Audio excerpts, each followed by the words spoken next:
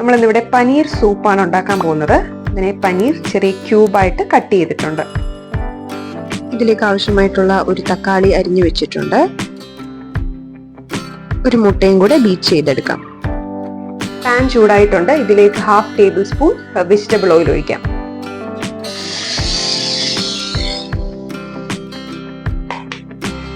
അരിഞ്ഞു വെച്ച പനീർ ഇതിലേക്ക് ഇടാം.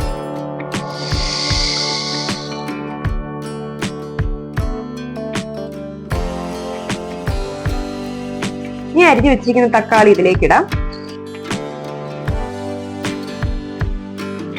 1/4 ടീസ്പൂൺ ഉപ്പ് ആഡ് ചെയ്യാം.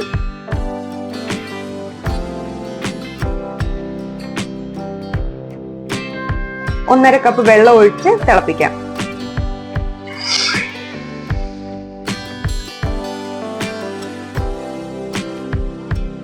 അര ടീസ്പൂൺ പെപ്പർ പൗഡർ ഇടാം.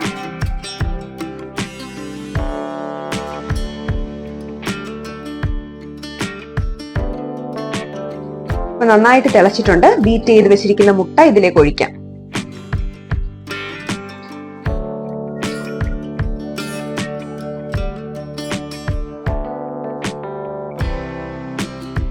ഇതിലേക്ക് ഒരു 1/4 ടീസ്പൂൺ കോൺഫ്ലവർ ചേർക്കാം.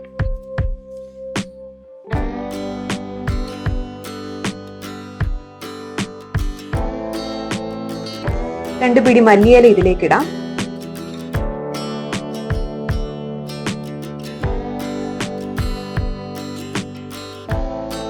സ്റ്റൗ ഓഫ് ചെയ്യാം.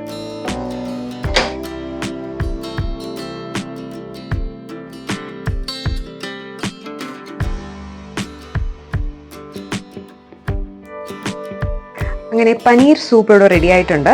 ഇത് നല്ല ഈസി ആയിട്ട് ഉണ്ടാക്കാൻ പറ്റുന്ന ഒരു റെസിപ്പിയാണ്. നിങ്ങൾ എല്ലാവരും ഇത് ട്രൈ ചെയ്ത് നോക്കണം. നിങ്ങൾക്ക് ഇഷ്ടപ്പെട്ടെങ്കിൽ ഈ വീഡിയോ ലൈക്ക് ചെയ്യാനും ഷെയർ ചെയ്യാനും സബ്സ്ക്രൈബ് ചെയ്യാനും മറക്കരുത്. നമുക്ക് അടുത്ത വീഡിയോയിൽ കാണാം. ബൈ.